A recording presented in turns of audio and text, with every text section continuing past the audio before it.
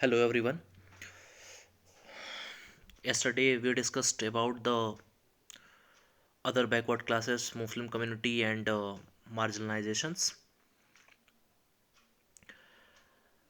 Last हम लोग discuss कर रहे थे recognising the fact that the Indian Muslim were lagging in terms of development the government constitution Sachar committee in 2005। तो last committees के बारे में हम डिस्कस कर चुके थे। उसके बाद हमें कंटिन्यू करना है अपनी उस डिस्कशन को आगे। फॉर्म्स ऑफ सोशल इनइक्वालिटीज़, कौन कौन सी सोशल इनइक्वालिटीज होती हैं। सोशल मतलब सामाजिक, और इनइक्वालिटी मतलब क्या होता है, असमानता। तो जो समाज में असमानता होगी उसको हम क्या कहेंगे, सोशल इनइक्वालिटीज कहेंगे। ठीक है। तो देखो लिखा हुआ है, social inequality refers to the way in which socially defined categories of persons are differentially positions according to the characteristic such as gender, age, class and ethnicity. तो कह रहा है कुछ चीज़ें कि सोशल इनइक्वालिटी कुछ बेसिस पे हो सकती है। आप अंडरलाइन करेंगे, जेंडर, जेंडर के बेसिस पे सोशल इनइक्वालिटी हो सकती है। लाइक मेन वर्सेस वुमेन के बीच में, मेल वर्सेस फीमेल, है ना। तो हो सकता है कि कोई क्या कर रहा हो, मेल को ज़्यादा प्रेफर कर रहा हो। जैसे पेट्रियार्कल सोसाइटी होती है, वैसे ही क्या कहते हैं, पेट्रियार्कल माइंडसेट होता है ना। लोग क्या करते हैं, पितृसत्तात्मक सोच के हिसाब से सोचेंगे। तो हमेशा उसमें क्या करेंगे, महिलाओं को इन्फीरियर माना जाएगा। कहाँ पे, पेट्रियार्कल सोसाइटी में, पेट्रियार्कल माइंडसेट में। उसी के अगेंस्ट में क्या आया है, अब देख रहे हो आप, फेमिनिज्म आ रहा है, फेमिनिस्ट सोच आ रही है। ठीक है। तो आपको ये सब चीज़ें जाननी होंगी। तो जेंडर, जेंडर होगा। जेंडर के बाद फिर हो सकता है कि एज के बेसिस पे भी हो सकता है कि जो एजिंग पॉपुलेशन होती है, जो ओल्ड लोग हैं हमारी सोसाइटी, उनके टुवर्ड्स बहुत ज़्यादा काइंड नहीं रहती है। ठीक है। तो वैसे ही आप देखो, कहीं अगर जो लाइन लगी हुई है, तो अगर जो सीनियर सिटीजन के लिए एक अलग लाइन लगा दी गई, वो आके तुरंत टिकट ले लिए, या लोग कहते हैं कि यार जगह दे दो, तो लोग उसका विरोध करते हैं। तो हो सकता है कि एक इनइक्वालिटी आप भी प्रैक्टिस कर रहे हो, किसके टुवर्ड्स, ओल्ड पर्सन के टुवर्ड्स में। क्लास, क्लास हमने आपको बताया है कि क्लास क्या होगी, क्लास अपर क्लास हो सकती है, लोअर क्लास हो सकती है। क्लास का बेसिस क्या हो सकता है, अलग अलग बेसिस हो सकता है। लाइक इकोनॉमिक कंडीशन भी क्लास को डिफाइन कर रही हो। मिडिल क्लास हम लोग कहते हैं ना, कि मिडिल क्लास फैमिली में ये सब चीज़ लेके चल पाना बड़ा मुश्किल होता है ना। तो क्लास हो गई। एथनिसिटी, एथनिसिटी किसको कहते हैं, एथनिसिटी होती है कि एक ग्रुप ऑफ पीपल जो एथनिक होते हैं, उनको हम क्या कहेंगे, एथनिसिटी कहेंगे। तो सोशल इनइक्वालिटी फिर से एक बार समझते हैं कि सोशल इनइक्वालिटी जो होती है, वो अलग अलग तरीके से जेंडर के बेसिस पे, एज के बेसिस पे, क्लास के बेसिस पे, एथनिसिटी के बेसिस पे समाज में, सोसाइटी में ये देखने को मिल सकती है। ठीक है। चलो अब देखो जरा, तो यहाँ पे इन्फो पेबल में क्या लिखा हुआ है, कह रहा है कि high level committee in 2005 headed by the Rajendra Sachar, better known as the Sachar committee, suggested that on the basis of socio economic and educational indicators the situation of Muslim community in comparable to the other marginalised communities like SC and ST. ठीक है। समझो अब इसका मतलब क्या कह रहा है, कि सच्चर कमेटी जो है, राजेंद्र सच्चर इनका पूरा नाम था, 2005 में बनाया गया था। ठीक है।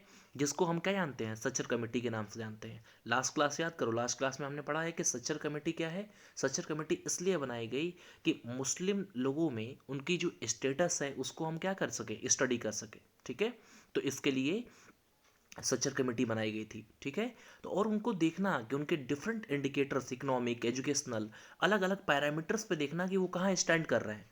उसी के बेसिस पे हम बता सकते हैं ना कि वो कहाँ, किस कैटेगरी में फॉल करेंगे। रिजर्वेशन मिलना चाहिए तो कितना मिलना चाहिए, माइनॉरिटी में है या मेजोरिटी में है। ठीक है। तो ये सारी हम इंडिकेटर्स को, पैरामीटर्स को ध्यान में रखते हुए कोई एक डिसीजन पे पहुंचते हैं। ठीक है। चलो, तो अब देखो, सोशल इनइक्वालिटीज में सबसे पहली इनइक्वालिटीज क्या आती है, वो आती है कास्ट की इनइक्वालिटी। ठीक है। कास्ट की इनइक्वालिटी, जानते हैं कास्ट सिस्टम इंडिया में बहुत डीपली रूटेड है, डीपली पेनिट्रेट कर चुका है कास्ट सिस्टम। एक बार मुंशी प्रेमचंद जी ने कहा भी था कि जाति जाति नहीं, है ना, जाति जाति नहीं। तो जाति जो है वो जाना बहुत मुश्किल काम है इंडिया से। लेकिन अब धीरे धीरे, हालांकि इन सब चीज़ों से हमें ऊपर उठना होगा। जैसे हम ऊपर पढ़ रहे थे कि कास्ट सिस्टम में जेंडर के बेसिस पे, एज के बेसिस पे डिस्क्रिमिनेशन करना, किसी से कास्ट के बेसिस पे डिस्क्रिमिनेशन करना, तो it's a need of the hour कि अब हमें इन सब चीज़ों से ऊपर उठ के सोचना होगा। ठीक है। तो कास्ट सिस्टम को अगर जो आप सपोर्ट कर रहे हैं, तो एक तरीके से आप कॉन्स्टिट्यूशन को डिनाई कर रहे हैं, आप भारत के संविधान को क्या कर रहे हैं, उसको खारिज कर रहे हैं।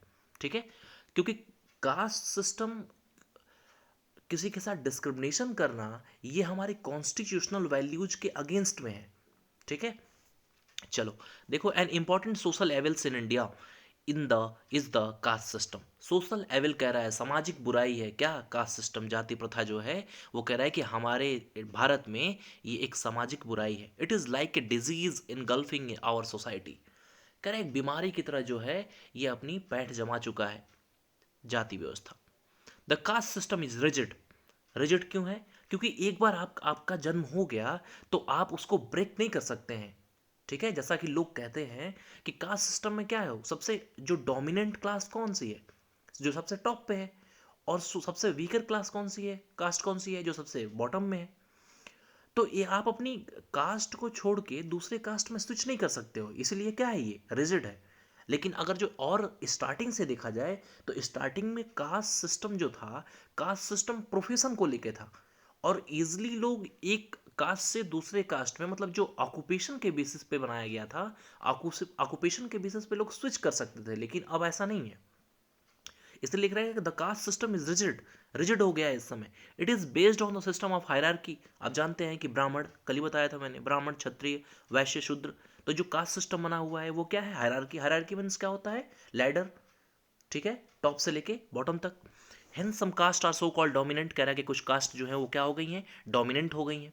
Whereas some are so called subordinate, कह रहा है कि लेकिन कुछ क्या है, कुछ जो है सबऑर्डिनेट कर दिया गया है। कैसे सबऑर्डिनेट हो गई हैं?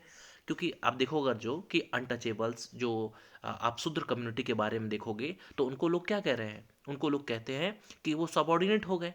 ठीक है, it is believed that Brahmins belong to the dominant caste while the Dalit belong to the subordinate caste। ठीक है, तो कह रहा है कि दलित को क्या कह रहे हैं लोग, सबऑर्डिनेट कास्ट मान रहे हैं ऐसा। ठीक है, लेकिन हमें ऐसा नहीं करना है, हमें बिल्कुल भी कास्ट सिस्टम को सपोर्ट नहीं करना है।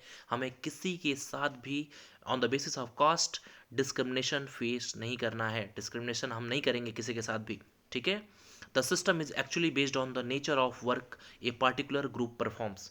तो कह रहा है कि ये जो पूरा सिस्टम बनाया गया था किसके बेसिस पे, कि कौन सा ग्रुप, कौन सा कास्ट किस कौन सा काम करता है, इसके बेसिस पे इनिशियली ये स्टार्ट किया गया था। लेकिन अब क्या है, अब ये बहुत रिजिड हो चुका है, इसमें आप चेंजेस नहीं कर सकते हैं, भले से ही आप वो काम, वो वर्क परफॉर्म कर रहे हों या ना कर रहे हों, इट डजेंट मैटर। ठीक है, लेकिन आप दूसरा कोई काम, दूसरा कोई कास्ट में स्विच नहीं कर सकते। These underprivileged section perform those essential tasks on which the whole society depend। और कह रहा है कि ये जो अंडर प्रिविलेज्ड कौन होंगे, जो वही दलित, जिसको हमने पढ़ा है कि पहले क्या ब्रिटिशर्स कह रहे हैं, डिप्रेस्ड क्लास। डिप्रेस्ड क्लास एक टर्म दिया किसने, ब्रिटिशर्स ने। डिप्रेस्ड यानी क्या होता है, दबा हुआ। तो ये डिप्रेस्ड मतलब जिनको क्या किया, जिनके ऊपर एट्रोसिटीज बहुत ज़्यादा हुई, जिनको ऑपरेस्ट करके रखा गया। ठीक है, तो कह रहा है कि इन लोगों को क्या करते हैं, perform those essential task on which the whole society depends. अब देखो, कह रहा है कि होल सोसाइटी डिपेंड है किनके ऊपर, इनके सबसे लोअर कास्ट में जो लोग हैं, दलित वगैरह के ऊपर। ठीक है, कि वो लोग क्या करेंगे, इन लोग की एक कहा जाता रहा कि जो अपर टॉप की 3 जो कास्ट है उनकी ये लोग सेवा वगैरह करेंगे। ठीक है, अब ऐसा नहीं है। आगे देखो, जेंडर इनइक्वालिटीज। पहला हमने क्या पढ़ा, पहला पढ़ा कास्ट के बेसिस पे इनइक्वालिटीज। कास्ट के बेसिस पे इनइक्वालिटी फिर से एक बार समअप करते हैं, रिकैप्चुलेट करता हूँ कि कास्ट के बेसिस पे इनइक्वालिटीज कैसे होंगी। ब्राह्मण सबसे टॉप पे, और जो दलित हैं वो क्या हो गए, सबसे बॉटम पे हो गए। ठीक है, तो उसके बेसिस पे लोग क्या कर रहे हैं, उसके बेसिस पे जो इनइक्वालिटीज, जो डिस्क्रिमिनेशन फेस करते हैं लोग, उसको कह रहा है कि वो हमारे कास्ट इनइक्वालिटीज में आता है। और कास्ट जो इनइक्वालिटीज है इंडिया में क्या है, एक सोशल लेवल की तरह है, एक डिजीज की तरह जो है। ठीक है, ये पेनिट्रेट कर चुका है, हमें इसे क्या करना है, हमें इस चीज को दूर करना है। ठीक है, gender inequalities. Gender discrimination is a social evil that has affected our culture and society. This discrimination also led to the unequal distribution of power, image and the goodwill in the society. अब कह रहा है कि gender discrimination भी क्या है, एक social level की तरह बात कर रहा है। क्या? क्योंकि इसकी वजह से हमारे कल्चर पे, हमारे सोसाइटी पे इफेक्ट पड़ रहा है। ठीक है, हमारे कल्चर पे और हमारी सोसाइटी पे। ठीक है, किसकी वजह से, जेंडर के डिस्क्रिमिनेशन की वजह से। अफेक्ट हो रहा है। कैसे होगा? कह रहे हैं कि this discrimination also led to the unequal distribution of power. इसके वजह से कह रहा है कि अनइक्वल डिस्ट्रीब्यूशन ऑफ पावर हो गया, image and goodwill in the society, ये सब भी क्या हुई, हार्म हुई। कैसे? कह रहे हैं कि जैसे देखो फॉर एग्जाम्पल, अगर आप देखोगे कि इस समय पावर जो है, पावर किसके हैंड में है? ऑब्वियस सी बात है, मैन के हैंड में है। क्यों? क्योंकि उनके पास इकॉनमी है, इकॉनमी यानी पैसा है, पैसे पे जिसके पास कंट्रोल होगा वो क्या होगा, वो पावरफुल होगा। ठीक है। और अगर जो महिलाएं घर से बाहर नहीं निकल पाई, वो हाउस वाइफ हैं या और घर का काम कर रही हैं, तो इट मीन्स उनके पास डिसीजन मेकिंग पावर क्या है, कम है। और अगर डिसीजन मेकिंग पावर कम होगा तो उनका से भी क्या होगा, कम हो जाएगा। ठीक है। फिर देखो, in general the status of women has not changed much. कह रहा है कि इन जनरल देखा जाए तो महिलाओं की स्थिति बहुत ज़्यादा चेंज नहीं हुई है, लेकिन अभी के समय में तो देखा जाए तो बहुत ज़्यादा चेंज हो रहा है। ठीक है। But there are some exceptional stories that we get to hear. Women face the ex right from the childhood to adulthood in every step of their lifes. ठीक है। तो कह रहा है कि वुमेन जो महिलाएं जो हैं, बहुत ज़्यादा महिलाओं की स्थिति में चेंज नहीं हुआ है, लेकिन कुछ एक्सेप्शनल स्टोरीज हैं। और मैं हमेशा कहता हूँ कि exception can not be an example. ठीक है। तो अपवाद जो है वो कभी उदाहरण नहीं हो सकता है, ध्यान देना। तो कह रहा है कि कुछ एक्सेप्शनल स्टोरीज जो हम अभी भी सुनते हैं, ठीक है, लेकिन महिलाएं जो हैं वुमेन्स को अपने अ, पूरे लाइफ टेन्योर के दौरान, पूरे लाइफ टाइम के दौरान कह रहा है कि उन्हें किसी न किसी फॉर्म में डिस्क्रिमिनेशन तो फेस करना ही पड़ता है। ठीक है। वो इनइक्वालिटीज़ वेदर उनके फैमिली में हो या वो जहाँ वर्क कर रही हो वहाँ पे हो, है ना, या स्कूल में, कॉलेजेस में, तो उन्हें अपनी पूरे लाइफ में, ठीक है, अलग अलग फेजेस में किसी ना किसी फॉर्म में उन्हें इनइक्वालिटीज फेस तो करनी ही पड़ती है। ठीक है। Recently it is notice that with the onset of new education avenues and job opportunity that have sprung up, there is a drastic change in the socio-economic status of women। और कह रहा है कि लेकिन अब देखा जाए तो न्यू एजुकेशन एवेन्यू, नए नए चीज़ें जो आने की वजह से, एजुकेशन में बहुत ज़्यादा सुधार होने की वजह से, लोगों की मैंटेलिटी चेंज होने की वजह से, और नई बहुत सारी जॉब अपॉर्चुनिटी आने की वजह से क्या हो रहा है कि अब इन सब चीज़ों में चेंज देखने को मिल रहा है। लोगों का माइंडसेट चेंज हो रहा है महिलाओं लड़कियों के प्रति। और कह रहे हैं there is a drastic change in the socio economic status of women. और जब लड़कियां पढ़ रही हैं, लड़कियां घर से बाहर निकल रही हैं, लड़कियां घर से बाहर जॉब करने के लिए जा रही हैं, है ना, तो कह रहा है कि धीरे धीरे लोगों की मेंटेलिटी अब क्या हो रही है, चेंज हो रही है। अदरवाइज पहले क्या था कि लड़कियां ये काम नहीं कर सकती, है ना, तो बहुत सारे डूज एंड डोंट्स लगे हुए थे, है ना। लेकिन अब उन सब चीज़ों में धीरे धीरे चेंज देखने को मिल रहा है। ठीक। इनकम इनइक्वालिटीज़, इनकम इनइक्वालिटीज़ क्या होती हैं? जैसे लास्ट क्लास में हमने बताया था कि कोई पर डे 500 रुपये कमा रहा है, ठीक है, तो 500 रुपीज़ अर्निंग किसकी है, किसी की है। और कोई पर सेकंड क्या कर रहा है, 500 करोड़ कमा रहा है ना।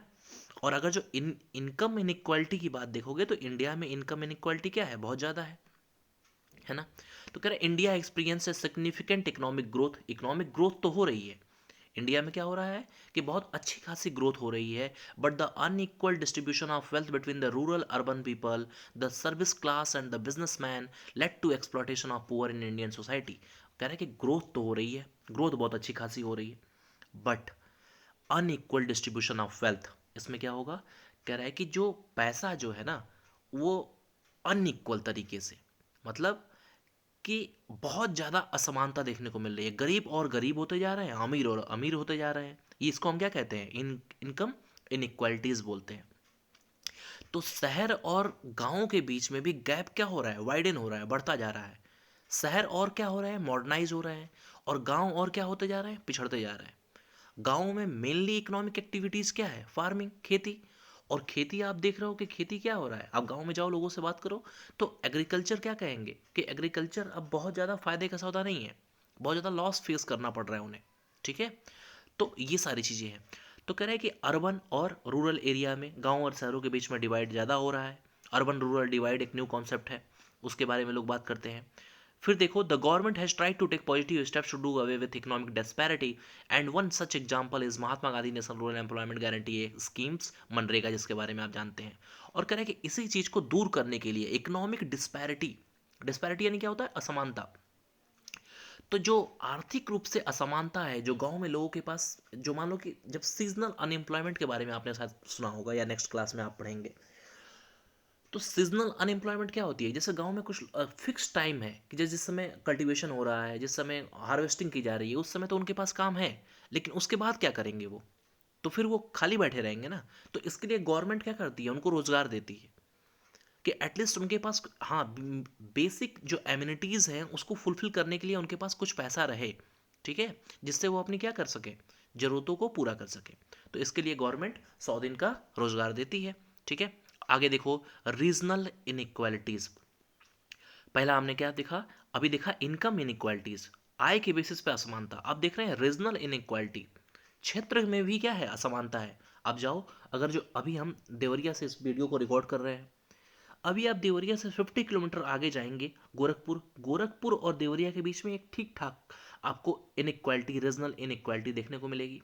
अगर आप स्टेट की कैपिटल लखनऊ में जाते हैं तो वहाँ और ज़्यादा मॉडर्नाइज मिलेगा। फिर आप दिल्ली चले जाएं, और ज़्यादा मॉडर्नाइज आपको चीज़ें दिखेंगी। जो भी मेट्रो सिटीज़ हैं, आप मुंबई वगैरह चले जाओ, मुंबई से अपने गांव को कंपैरिजन करो, तो ये सारी चीज़ें कह रहा है कि बहुत ज़्यादा इनइक्वालिटीज़ देखने को मिलती रहती हैं, ठीक है।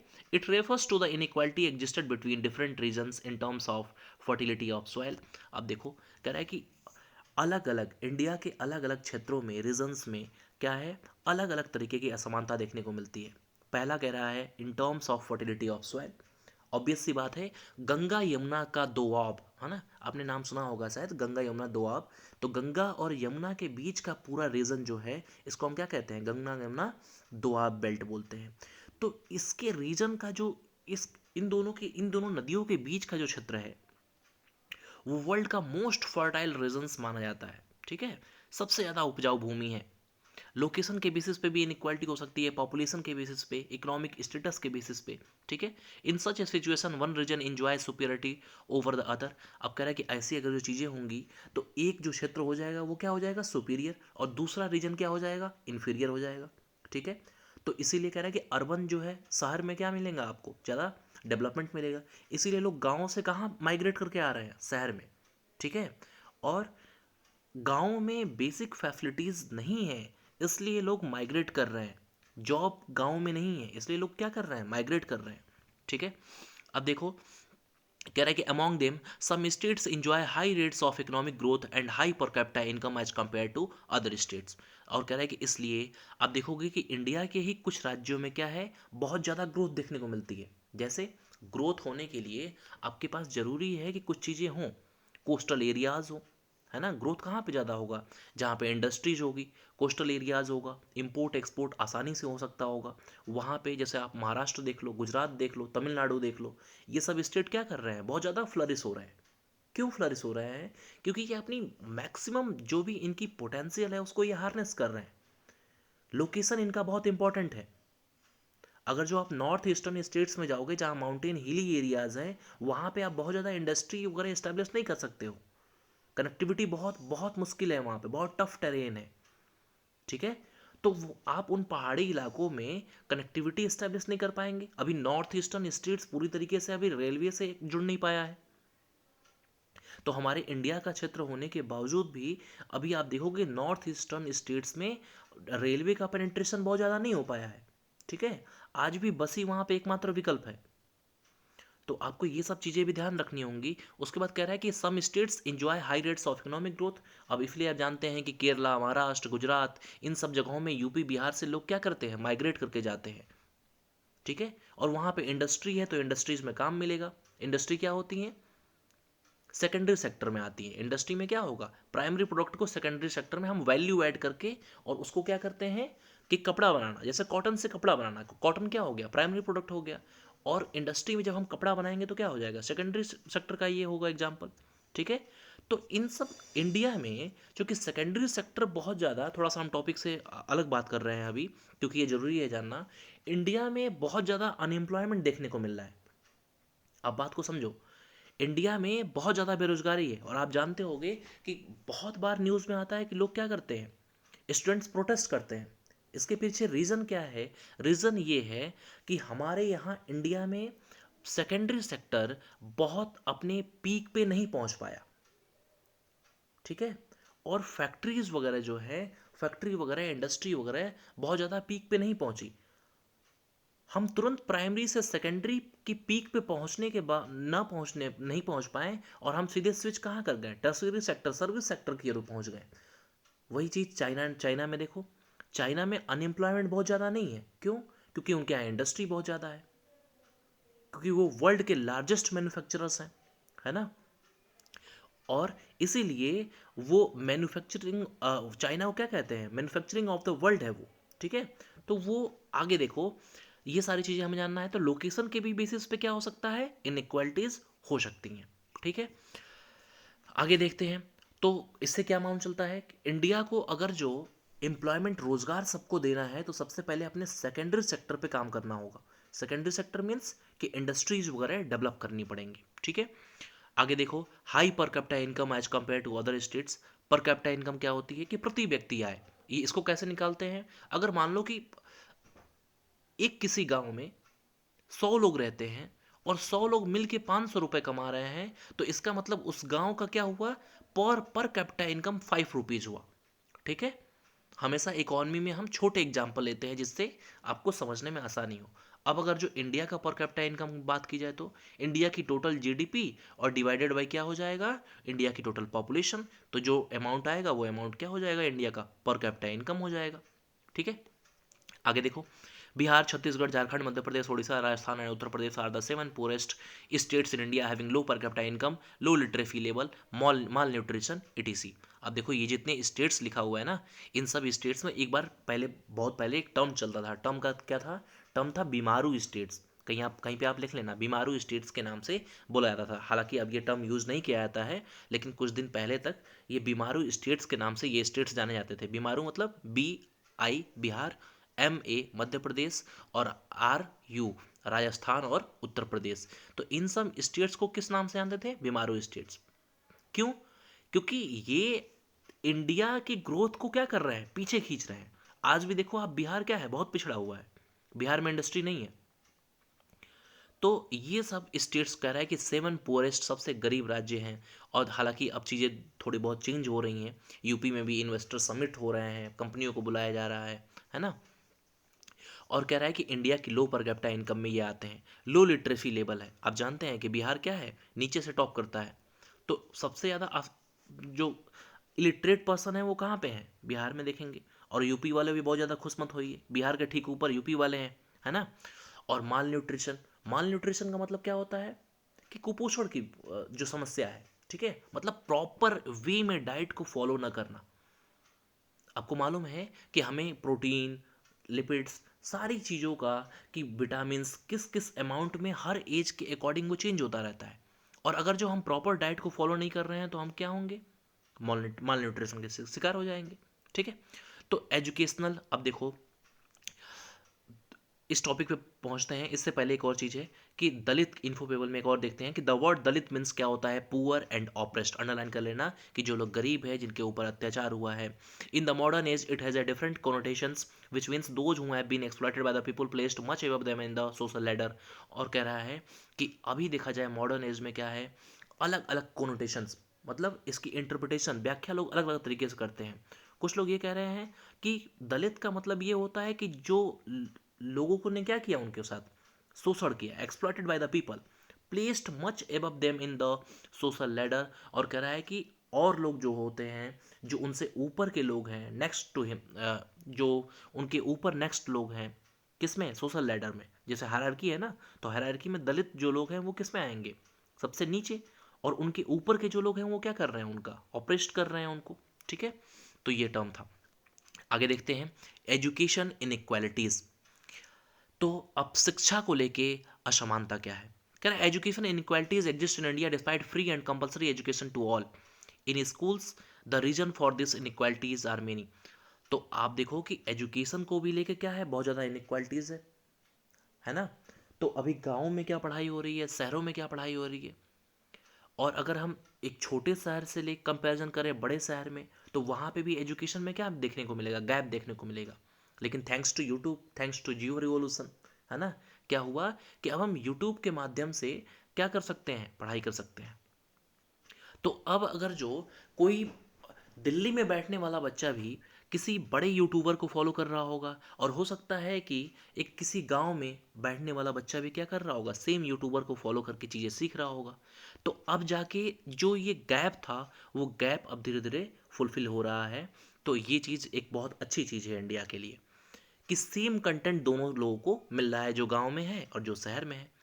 Education inequalities exist in India despite free and compulsory education to all in the schools. आपने एक बहुत शानदार मूवी देखी होगी, हिंदी मीडियम, है ना। उसमें देखो अपने बच्चे को एडमिशन कराने के लिए वो लोग क्या क्या करते हैं, है ना। तो एजुकेशन क्या है, अटमोस्ट है, एजुकेशन बहुत इंपॉर्टेंट है। The reason for this inequalities are many, कह रहा है let us mention a few. कह रहा है कि अलग अलग रीजन हो सकते हैं इनइक्वालिटी के लिए। क्या, पहला इनइक्वालिटी का रीजन कह रहा है कि different education standards of school. तो हो सकता है कि किसी सरकारी स्कूल में क्या है, पढ़ाई ना हो रही हो सकता है कि किसी प्राइवेट स्कूल में भी पढ़ाई नहीं हो रही हो, है ना। तो दोनों चीज़ें हैं। तो कह रहा है कि डिफरेंट एजुकेशन स्टैंडर्ड जो है लोगों का क्या है, वो अलग अलग है ना। तो स्कूलों का स्टैंडर्ड चेंज करने की ज़रूरत है। दूसरा, poor infrastructural facilities in remote sparsely populated areas that make it difficult for students to reach education institutions. तो कह रहा है कि बहुत गांव वगैरह में देख लो कि बहुत दूर अगर जो स्कूल हो जाए तो क्या होगा, वहाँ बच्चे तो पहुँच ही नहीं पाएंगे। और कह रहे हैं इंफ्रास्ट्रक्चर, इंफ्रास्ट्रक्चर में क्या आएगा, स्कूल की बहुत सारी चीज़ें आती हैं, है ना। तो बच्चों के लिए, बच्चे कैसे अच्छे से पढ़ सकें, अगर एसएसटी ही मुझे पढ़ाना है, तो अगर मैं बोर्ड पे आपको एक बार ईस्टर्न घाट और वेस्टर्न घाट दिखा दूं, एक बार विंध्य रेंजेस, एक बार अरावली रेंजेस दिखा दूं, हिमालयाज दिखा दूं, तो वो आपको ज़्यादा अच्छे तरीके से याद होगा। अगर उसकी लाइव लोकेशन आपको दिखा दूं, तो वो क्या होगा, वो चीज़ें आपको और ज़्यादा याद हो जाएंगी। अगर मैं गूगल के सैटेलाइट इमेज को दिखा दूं कि ये देखो, ये इंडस्ट्रियल जोन है, चूंकि इसलिए यहाँ पे क्या है, बहुत ज़्यादा पॉपुलेशन आपको देखने को मिलेगी, इंडस्ट्री देखने को मिलेगी, है ना। और वही एक गांव का एरिया दिखा दूं, तो आप इन चीज़ों को बहुत अच्छे तरीके से समझ जाओगे, ठीक है। तो डीजी बोर्ड का भी क्या है, इंपॉर्टेंस है। आगे देखो, poor infrastructure facility in remote sparsely populated areas make it difficult for student to reach educational institution, हो गया ये। Reservation through a positive discrimination led to the suffering of deserving candidate for higher education. अब कह रहा है कि reservation through a positive discrimination led to the suffering of deserving candidate for higher education. कई बार क्या होता है, रिजर्वेशन की वजह से जो डिजर्विंग कैंडिडेट होगा वो क्या होगा, पीछे छूट गया। लेकिन रिजर्वेशन मिल गया, उससे कम नंबर लाए हुए व्यक्ति को भी क्या हो गया, उसका एडमिशन हो गया, ठीक है। तो ये एक पॉजिटिव डिस्क्रिमिनेशन है, ध्यान देना कि डिस्क्रिमिनेशन तो है, डिस्क्रिमिनेशन दो टाइप का होता है, एक होता है पॉजिटिव डिस्क्रिमिनेशन, दूसरा होता है निगेटिव डिस्क्रिमिनेशन। ये डिस्क्रिमिनेशन गवर्नमेंट कर तो रही है रिजर्वेशन देके, लेकिन इनका इंटेंशन क्या है, इंटेंशन अच्छा है, ठीक है, क्योंकि वो सेम पाथ पे सबको लाना चाह रहे हैं। क्लियर। आगे देखो, सोशल जस्टिस। अब कह रहा है कि सोशल जस्टिस में हम कुछ चीज़ें पढ़ते हैं। पहले यहाँ देखते हैं क्या लिखा हुआ है कॉर्नर में। The constitution of independent India made provision for positive discrimination in favour of the schedule caste and schedule tribe which constituted about 23% of divided India populations. Besides reserving parliamentary seats for them, they were given advantage in terms of admission to schools, colleges, and jobs in the public sector, various pecuniary benefits for their overall development and so on. तो कह रहा है कि government ने SC ST को reservation तो दिया ही, साथ साथ में क्या किया, पार्लियामेंट्री सीट्स भी रिजर्व किया। और उसके साथ में क्या हुआ, इन लोगों को, इनकी कम्युनिटी से बिलोंग करने वाले बच्चों को स्कूल के एडमिशन में भी क्या मिलेगा, कॉलेज में रिजर्वेशन मिलेगा, जॉब में रिजर्वेशन मिलेगा, पब्लिक सेक्टर जो कंपनियां होंगी उसमें भी इन्हें क्या मिलेगा, ये रिजर्वेशन का लाभ ये लोग ले सकते हैं। जिससे क्या हो, इस रिजर्वेशन के बेनिफिट को अवेल करने के बाद इनका ओवरऑल डेवलपमेंट हो सकेगा। Punjab was one of the first state to make laws for the evolution of untouchability. तो कह रहा है कि छुआछूत को हटाने के लिए, दूर करने के लिए पंजाब क्या था, पहला राज्य था जिसने लॉ बनाया, कानून पास किया, ठीक है। चलो सोशल जस्टिस पे आते हैं। सोशल जस्टिस कह रहा है constitutional provision which aims to providing social justice are, कौन कौन सा है। तो हमारे संविधान में कुछ आर्टिकल दिए गए हैं, और उन आर्टिकल का एम्स क्या है, उनका एम है कि सोशल जस्टिस को प्रमोट करना, ठीक है, सामाजिक न्याय देना। पहला आर्टिकल कह रहा है कि आर्टिकल 14 कहता है provide right to equality before the law. मतलब कानून की नज़र में सबका सभी क्या है, हम सभी लोग समान हैं। तो कोई ये मत कह देना कि हम क्या हैं, हम इस कास्ट से आते हैं, हम इस कास्ट से आते हैं तो हमको ज़्यादा प्रेफरेंस चाहिए, ठीक है। तो आप कोई भी हो, संविधान, ध्यान देना, दो तीन कंट्री का एग्जाम्पल हमेशा याद रखिएगा। पहली है ब्रिटेन। ब्रिटेन में पार्लियामेंट क्या है, सुप्रीम है। दूसरी कंट्री है यूएसए, वहां पे जुडिशरी सुप्रीम है। और तीसरी कंट्री है इंडिया। इंडिया के कॉन्स्टिट्यूशन के ऊपर 2 मिनट अलग से बात करते हैं। इंडिया का जब कॉन्स्टिट्यूशन बना तो भारत का संविधान कैसे बना है, कॉन्स्टिट्यूएंट असेंबली ने बनाया है। और कॉन्स्टिट्यूएंट असेंबली ने मोर देन 50 कंट्रीज के कॉन्स्टिट्यूशन को रीड करने के बाद क्या किया, इंडिया का कॉन्स्टिट्यूशन बनाया। और अगर जो इंडिया के कॉन्स्टिट्यूशन को आप पढ़ोगे ध्यान से तो देखोगे बहुत ज़्यादा रिफ्लेक्शन किसका मिलता है, हमें हमें दो कंट्री का बहुत ज़्यादा इन्फ्लुएंस मिलेगा। फर्स्ट है यूएसए और सेकंड है आपकी ब्रिटेन। तो मैं बता रहा था आपको कि ब्रिटेन में पार्लियामेंट सुप्रीम है और यूएसए में जुडिशरी सुप्रीम है। और थर्ड कंट्री होती है इंडिया। इंडिया में कॉन्स्टिट्यूशन सुप्रीम है। इंडिया में रह के आप ये नहीं कह सकते हो कि हम कॉन्स्टिट्यूशन को नहीं मानेंगे। भले वो प्राइम मिनिस्टर हो, प्रेसिडेंट हो, सबको, हर लोगों की कुछ ना कुछ ड्यूटीज असाइन की गई हैं कॉन्स्टिट्यूशन के द्वारा, जो उन्हें फॉलो करना ही करना है। ठीक है, तो उसी में देखो आर्टिकल 14 कहता है कि राइट टू इक्वालिटी। ठीक है, तो सबको क्या करना है, हमें समानता का अधिकार देना है। फिर 15 क्लॉज A1 में कह रहा है कि states that have state shall not discrimination against any citizen on the basis of sex, religion, caste, place of birth, ETC. तो कोई भी स्टेट में दोनों हो सकता है, स्टेट में राज्य भी, और स्टेट का मीन्स पॉलिटिकल साइंस में नेशन भी कहते हैं। तो वो अपने किसी भी नागरिक के साथ डिस्क्रिमिनेट नहीं करेगा, उसको डिस्क्रिमिनेट नहीं करेगा। किसके बेसिस पे, on the basis of sex, उसके जेंडर के बेसिस पे, रिलीजन धर्म के बेसिस पे, कास्ट के बेसिस पे, या प्लेस ऑफ बर्थ के बेसिस पे। हो सकता है कि कोई अगर जो क्या करे, गवर्नमेंट कहे कि अच्छा ये यूपी के हैं, अच्छा भैया आया आपके लिए सीट रखी हुई है, और आप कहाँ से हैं, अरुणाचल प्रदेश से हैं, अच्छा अच्छा आप लाइन में लग जाइए। नहीं, ऐसा नहीं कर सकते। अरुणाचल प्रदेश का भी व्यक्ति क्या है, इंडिया का नागरिक है। जम्मू कश्मीर का भी व्यक्ति इंडिया का नागरिक है। तमिलनाडु का भी व्यक्ति क्या है, इंडिया का नागरिक है। तो जैसे यूपी के हम लोग नागरिक हैं, वैसे ही क्या है, और स्टेट्स के भी लोग सेम सिटीजन हैं, और इनके साथ गवर्नमेंट कोई भी डिस्क्रिमिनेशन नहीं करेगी। फिर देखते हैं 16(1) में क्या लिखा हुआ है, provide equal opportunity for all citizens to in employment. तो सभी लोगों के साथ क्या करेगी, इक्वल अपॉर्चुनिटी, समान अवसर प्रदान करेगी। अब आप कहोगे कि अच्छा रिजर्वेशन में तो समान अवसर नहीं हुआ, तो वही उसका क्या है, ध्यान देना कि हर आर्टिकल में जो चीज़ें कुछ एक हाथ से आर्टिकल देता है तो दूसरे हाथ से आर्टिकल फिर उन चीज़ों को क्या करता है, कुछ टीएनसी अप्लाई कर देता है। ठीक है, तो वो चीज़ें आपको फिर रिजर्वेशन जो है क्या है, पॉजिटिव डिस्क्रिमिनेशन है। ठीक, आगे देखते हैं। तो कह रहा है कि जॉब में क्या करेंगे, इक्वल अपॉर्चुनिटी सबको देंगे। ठीक, आर्टिकल 17 कहता है abolishes untouchability and in practice in any form in a punishable offence. देखो मैं यही कह रहा था कि अनटचेबिलिटी, अगर जो किसी के साथ आप छुआछूत भेदभाव अगर करते हो तो वो क्या है, पनिशेबल ऑफेंस है। ठीक है, तो इस पे दंड मिल सकता है। आर्टिकल 29(2) कह रहा है कि provide educational rights to the citizens. It further state that no citizen shall be denied admission to any educational institution maintained by the state और receiving aid out from the state fund on the basis of religion, race, caste और language और any of them. तो कह रहा है कि educational right किसको दिए गए हैं, नागरिकों को दिए गए हैं।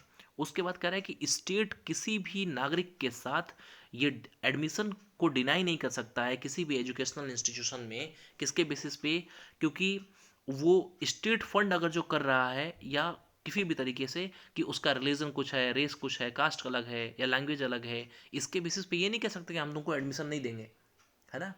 तो उसे एडमिशन देना ही होगा।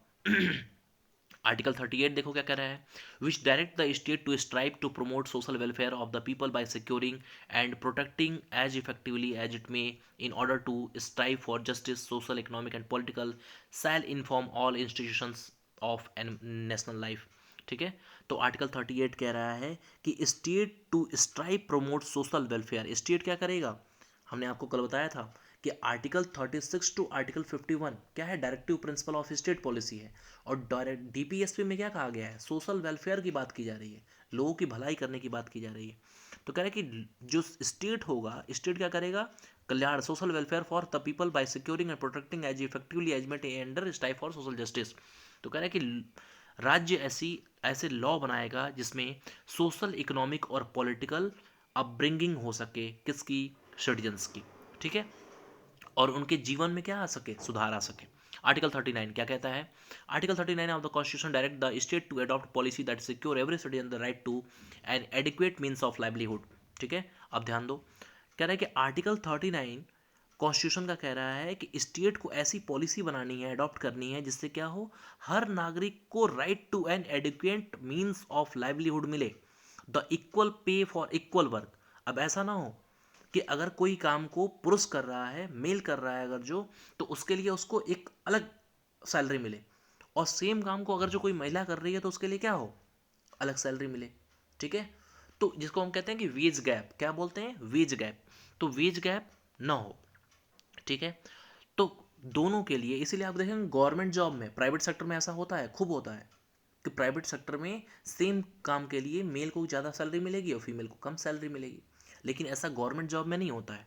ठीक है, आगे देखो, तो equal pay for equal work होना चाहिए। और दूसरी चीज़, and to ensure that children and youth are protected against exploitation, तो जो भी बच्चे हैं और जो यूथ हैं इनको क्या करना चाहिए, एक्सप्लॉयटेशन के अगेंस्ट में इनको बचाना है। ये जिम्मेदारी किसको दी गई है, स्टेट को, राज्य को दी गई है। आगे देखो आर्टिकल 326 क्या कहता है, state that every citizen of India not less than 18 years of age shall be entitled to vote in elections. और कह रहा है कि आर्टिकल 326 कह रहा है कि भारत के हर नागरिक को not less than 18 years of age shall be entitled to vote in elections. तो कह रहा है कि जो 18 से एबव होंगे वो क्या होंगे, सभी लोग वोट दे सकते हैं। ठीक है, तो ये सारी चीज़ें हमने पढ़ा सामाजिक न्याय के बारे में। आगे देखो, constitutional provision for the safeguard of the interest of SC and ST. तो कह रहा है कि कौन कौन से कॉन्स्टिट्यूशन में ऐसे प्रोविजन प्रावधान किए गए हैं जिससे एससी और एसटी कम्युनिटी के लोगों को हम क्या कर सकें, सेफ गार्ड कर सकें, इनकी रक्षा कर सकें। ठीक है, देखो तो कह रहा है the preamble to the Indian constitution the fundamental right and the DPSP contain many provision to safeguard the interest of the schedule caste and the schedule tribe. तो कह रहा है कि संविधान में प्रीएम्बल से ही स्टार्ट करते हैं, और फंडामेंटल राइट, डीपीएसपी, इन सब के माध्यम से बहुत सारे शेड्यूल कास्ट और शेड्यूल ट्राइब के इंटरेस्ट के लिए हमारे संविधान में बात की गई है। पहला आर्टिकल देखो, आर्टिकल 15 कहता है authorises the state to make special provision for the development of interest of SC and STs. तो आर्टिकल 15 कह रहा है कि स्पेशल प्रोविजन बनाया जा सकता है किसके लिए, development of interest of SC and STs. तो अगर जो स्टेट को नीड महसूस होगा, अगर जो स्टेट को ऐसा लगे कि हमें एससी और एसटी के डेवलपमेंट के लिए कुछ काम करना है, तो स्टेट क्या कर सकता है, कोई स्पेशल प्रोविजन बना सकता है। Article 46 deals with the promotion of educational and economic interest of the weaker section of the society particularly SC and STs. और आर्टिकल 46 कह रहा है, ये प्रमोट करता है किसको, एजुकेशनल और economic interest of the weaker section, जो लोग क्या है, सामाजिक रूप से कमज़ोर है। ठीक है, समाज में उनका लेवल क्या है, कम है। तो इन लोगों के एजुकेशन के लिए, इनका इकोनॉमिक इंटरेस्ट को ध्यान में रख के, पार्टिकुलरली किसके बारे में, एससी और एसटी के लिए जो गवर्नमेंट है वो क्या कर सकती है, कोई स्पेशल लॉ बना सकती है। आगे देखो, आर्टिकल 330 एंड 332, तो कह रहा है provide reservation of seats in the parliament and state assemblies respectively. और कह रहा है कि 330 और 332 क्या करता है, पार्लियामेंट में और स्टेट की असेंबली में, राज्य की विधानसभाओं में रिजर्व करता है सीट, किस कम्युनिटी की, एससी और एसटी कम्युनिटी का। आर्टिकल 338 देखो, कह रहा है कि make provision for the appointment of a special officer for investigating matter related to the SC and STs. और कह रहा है कि ये एक स्पेशल ऑफिसर को मतलब अपॉइंट करता है, किसमें, कि एससी और एसटी से रिलेटेड कोई भी मैटर हो जाए, है ना, किसी दो पर्सन के बीच में कोई डिस्प्यूट हो जाए, कोई कन्फ्लिक्ट अराइज हो गया, तो उस मैटर में क्या करेंगे, एक स्पेशल ऑफिसर को अपॉइंट किया जाएगा जो इस मैटर को इन्वेस्टिगेट करेगा। ठीक है, चलो, तो लास्ट, चलो यहीं पे क्लास को बंद करते हैं, फिर नेक्स्ट जो टॉपिक है उसको हम अगले क्लास में करेंगे। Okay, thank you.